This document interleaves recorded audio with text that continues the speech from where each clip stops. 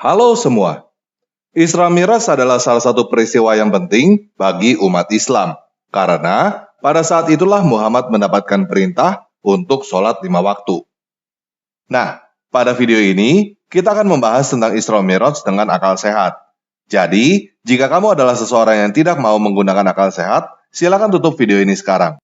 Jika kamu terus menonton video ini, berarti kamu bersedia untuk menerima informasi dengan akal sehat. Oke, kita mulai aja ya.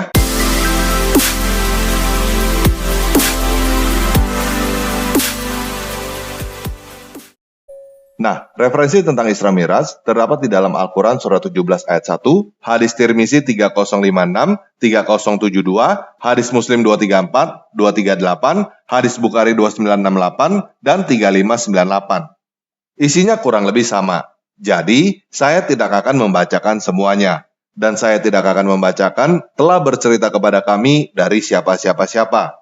Jika teman-teman mau tahu, silakan baca sendiri ya. Saya hanya akan membacakan inti cerita yang dari hadis Bukhari 2968. Nabi Shallallahu Alaihi Wasallam bersabda, ketika aku berada di sisi Baitullah antara tidur dan sadar. Jadi, peristiwa Isra Mi'raj diceritakan oleh Muhammad sendiri, tanpa ada saksi mata antara tidur dengan sadar.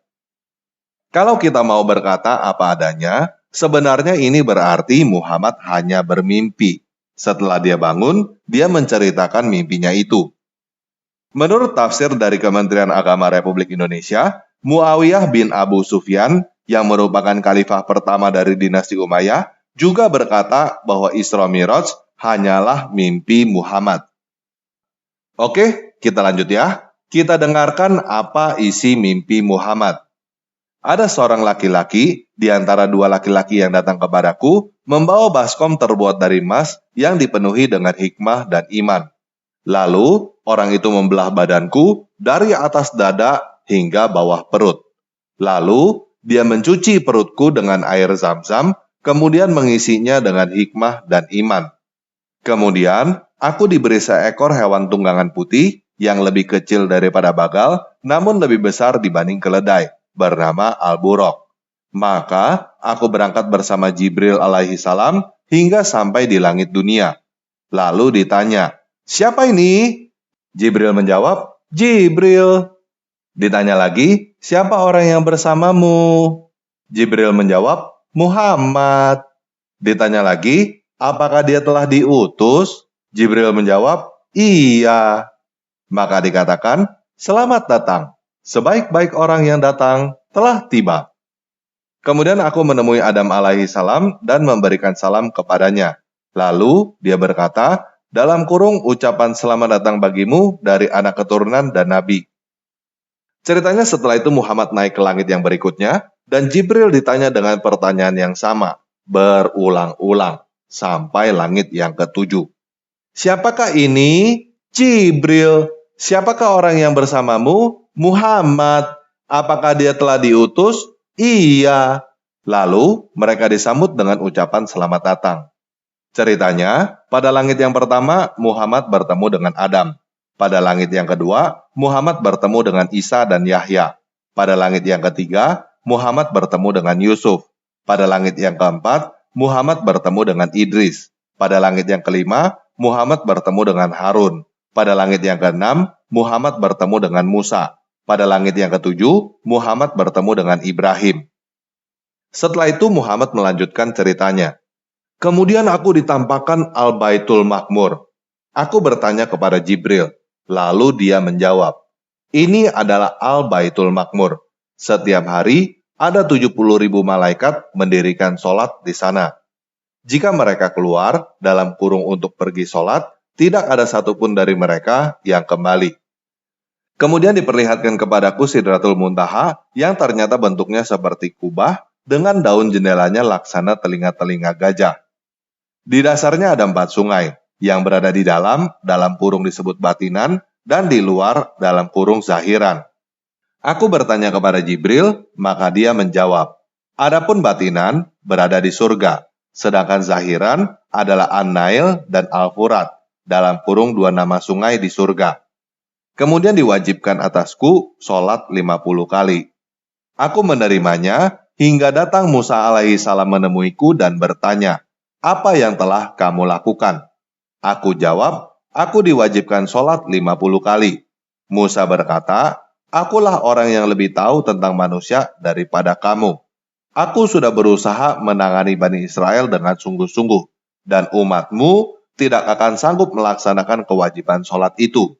Maka itu, kembalilah kamu kepada Robmu dan mintalah dalam kurung keringanan." Nah, jika kita lihat di sini, Musa yang ditemui Muhammad di dalam mimpinya mempunyai cacat logika yang disebut faulty generalization. Faulty generalization adalah cacat logika yang mengambil kesimpulan tentang keseluruhan hanya berdasarkan satu atau beberapa contoh.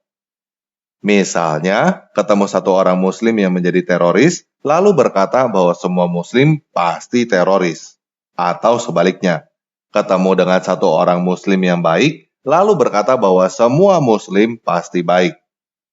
Di sini Musa mengaku hanya menangani satu bani, yaitu Bani Israel.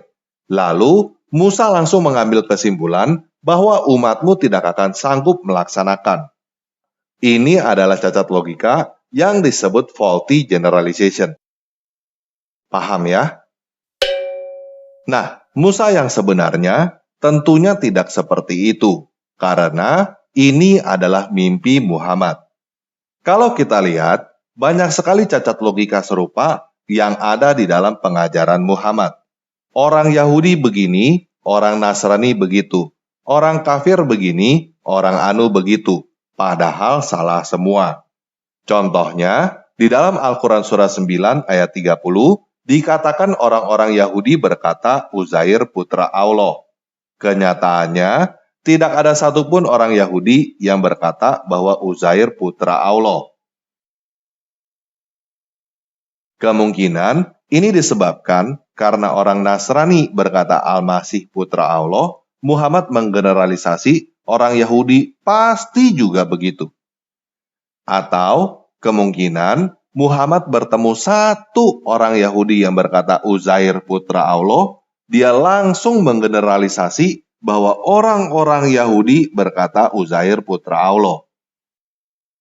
Sekali lagi, ini adalah cacat logika yang disebut faulty generalization.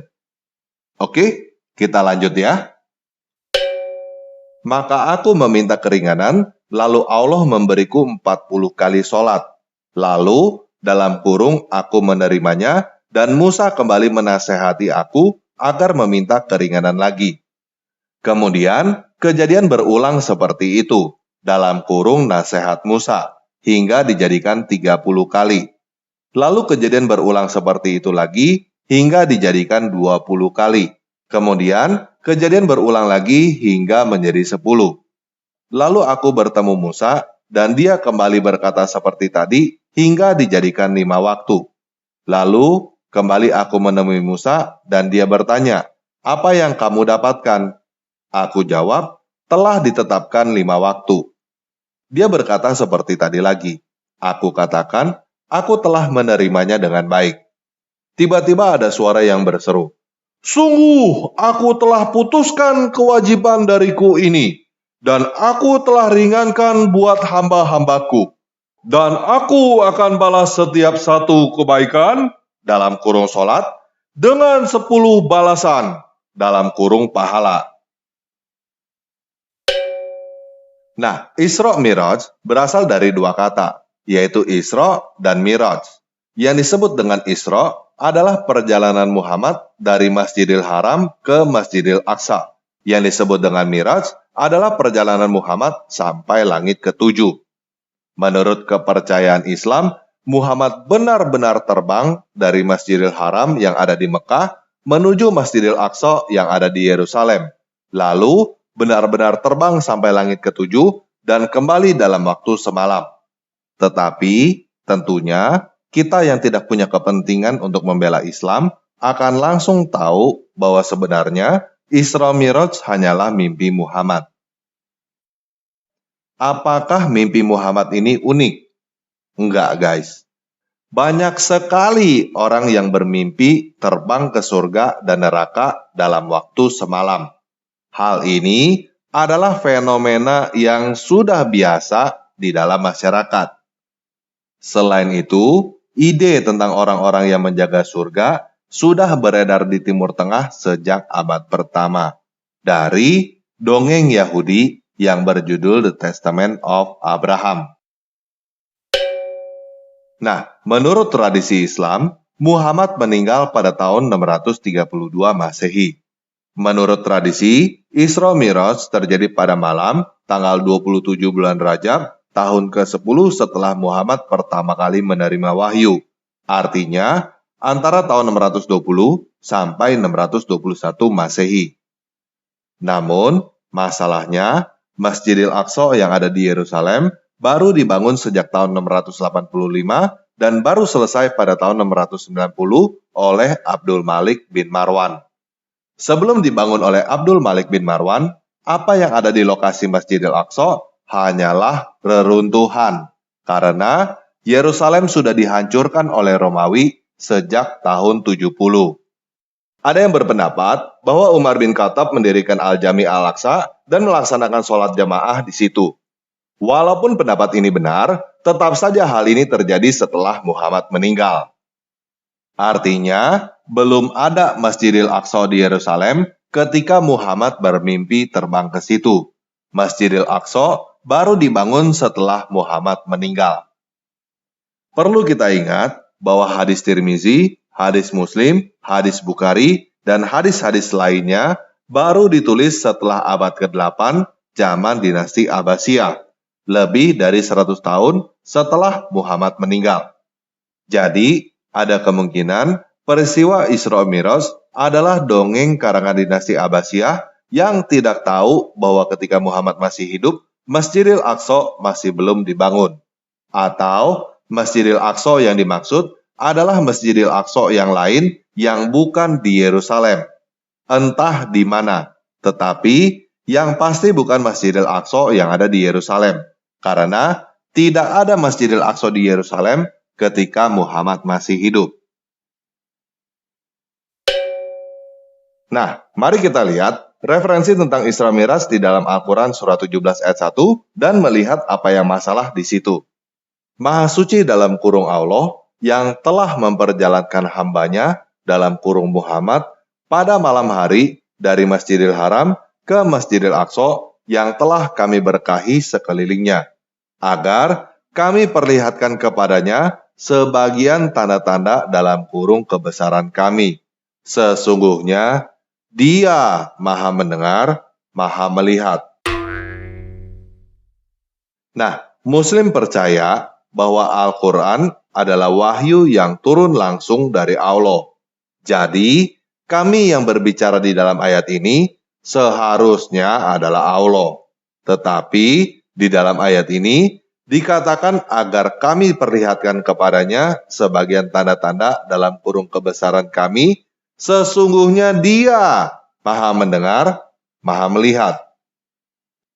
Dia, kok kami yang berbicara di dalam Al-Quran berkata Dia Maha mendengar, Maha melihat? Siapa Dia? Jadi, agak tidak masuk akal jika kami yang dimaksud di dalam ayat ini adalah Allah. Coba kita ingat-ingat ceritanya lagi. Benarkah Allah yang telah memperjalankan Muhammad? Bukankah menurut ceritanya yang memperjalankan Muhammad adalah Jibril? Jadi, lebih masuk akal jika kami yang dimaksud di dalam ayat ini adalah Jibril dan yang dimaksud dengan Dia di dalam ayat ini adalah Allah. Betul kan? Dengan kata lain, Al-Quran surah 7 adalah perkataan Jibril, bukan wahyu dari Allah. Paham ya? Nah, menurut saya, lebih masuk akal lagi jika Allah dan Jibril hanyalah teman khayalan Muhammad. Karena kenyataannya tidak ada satu orang pun yang pernah melihat Jibril menemui Muhammad. Semua itu hanyalah pengakuan dari Muhammad seorang.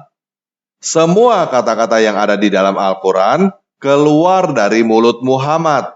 Dan Muhammad sendiri yang ngaku-ngaku bahwa Al-Quran adalah wahyu dari Tuhan. Buat teman-teman yang mau berkata bahwa Al-Quran adalah wahyu dari Tuhan karena bisa dihafal, saya mau berkata, lagu dangdut juga banyak yang hafal tuh. Cuma orang yang logikanya udah cacat total, yang berpikir bahwa sesuatu yang bisa dihafal pasti wahyu dari Tuhan. Orang pintar tidak mau menghafal sesuatu yang tidak dia mengerti dan tidak berguna. Nah, menurut umat muslim, mereka sholat 5 kali sehari karena Isra Miraj. Tetapi, apakah umat muslim tahu kenapa mereka berdoa pada jam-jam itu? Setahu saya, umat muslim tidak tahu. Orang-orang yang cuma ikut-ikutan biasanya tidak tahu kenapa mereka lakukan itu. Karena yang mereka tahu hanyalah cara meniru atau cara menyontek yang baik dan benar. Jadi, buat teman-teman yang belum tahu, jauh sebelum Muhammad lahir, orang Kristen sudah mengenal doa 7 waktu. Khususnya, Kristen Ortodoks yang masih menjalankannya sampai hari ini. Doa sebelum matahari terbit untuk memperingati waktu kebangkitan Yesus.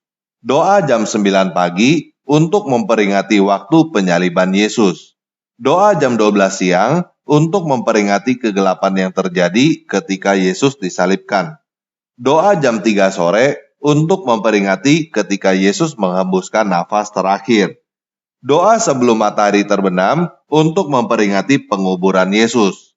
Doa jam 9 malam untuk memperingati Yesus masuk ke alam maut. Doa jam 12.30 malam untuk memperingati kedatangan Yesus yang kedua kalinya. Oke, sekian video kali ini. Yesus Kristus penguasa saya mengasihi kamu.